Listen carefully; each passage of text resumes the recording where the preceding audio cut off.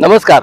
सांगली मिरज आणि कुपवाड शहर महानगरपालिका प्रशासनाचा अनागोंदी कारभार वारंवार लोकांच्या निदर्शनास येतोय आणि असाच अनागोंदी कारभार सांगली मिरज कुपवाड शहर महानगरपालिकेच्या पाणीपुरवठा विभागामध्ये गेल्या अनेक दिवसांपासून घडतोय।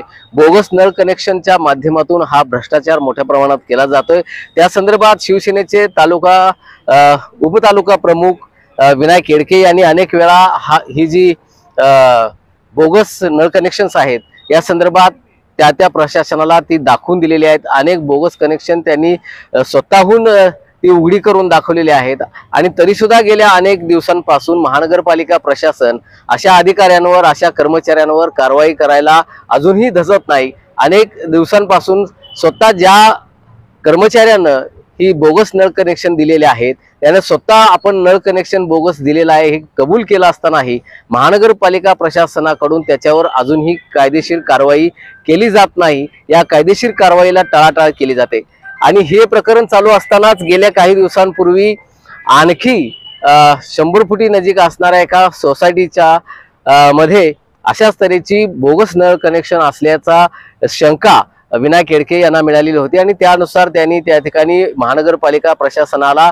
तसं निवेदन देऊन ती नळ कनेक्शन ते उकरायला लावलीत आणि त्यामध्ये ही अशी बोगस नळ कनेक्शन असल्याची शक्यता त्यांनी वर्तवलेली आहे। या संदर्भामध्ये जो समोर जो विभाग येतोय महानगरपालिकेचा तो पाणीपुरवठा विभाग आहे आणि या पाणीपुरवठा विभागाचे अधिकारी असतील कर्मचारी असतील हे मोठ्या प्रमाणात भ्रष्टाचार करतायत।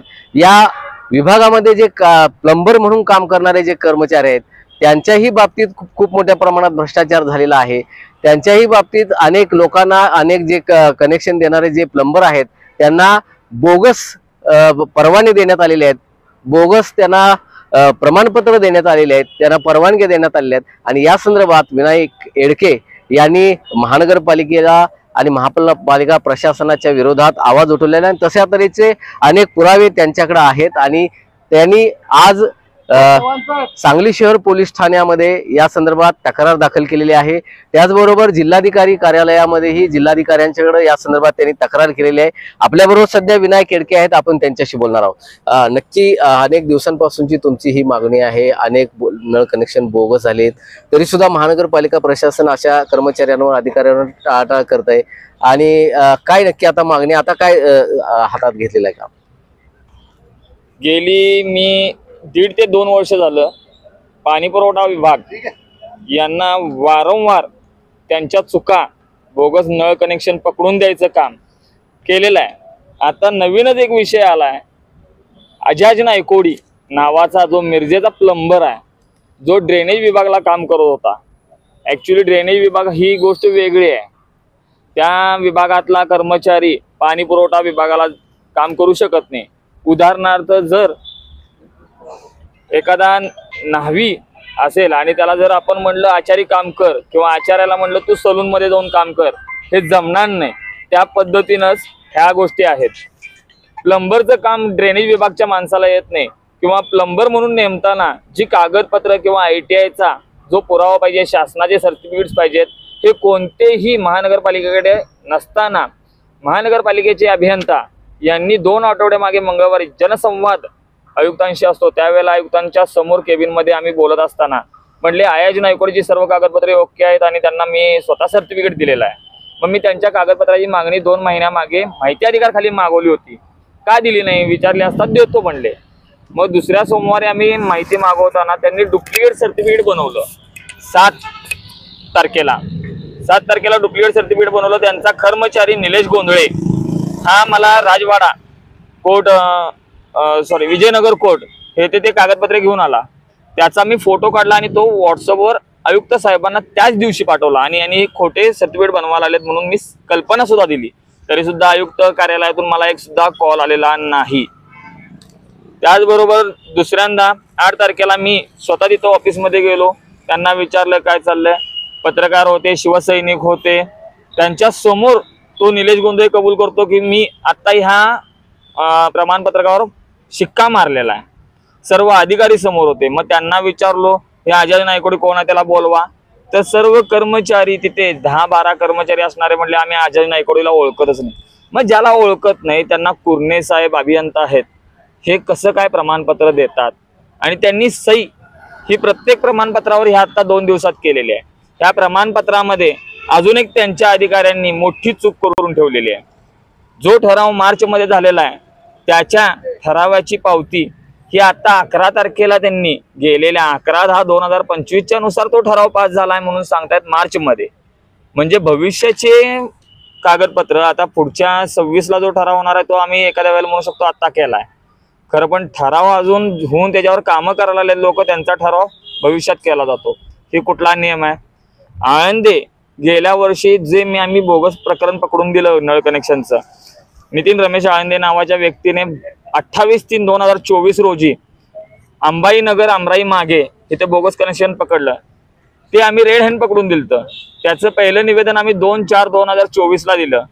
तर त्याचा पंचनामा सचिन सावगावकर नावाचे जे अधिकारी आहेत त्यांनी 19 एप्रिलला केलाय. हे सुद्धा आम्ही तत्कालीन आयुक्त गुप्ता, उपायुक्त वैभव साबळे यांना तिथं जाणवून दिलं. पहिलं उपोषण 16 मेला केलं. त्या दिवशी सुद्धा नितीन रमेश आळंदे यांनी 5,000 रुपये घेऊन कुपवाडमध्ये मर्याप्पा राजरत्न यांना बोगस कनेक्शन दिलं. त्यानंतर त्यांना त्याच दिवशी निलंबित करण्याची प्रोसिजर केली. 17 तारखेला ती सुद्धा गोष्ट आम्ही आयुक्तांना सांगितली. त्यानंतर वैभव साबळेंच्या समोर आम्ही भरपूर वेळा निवेदनं दिली.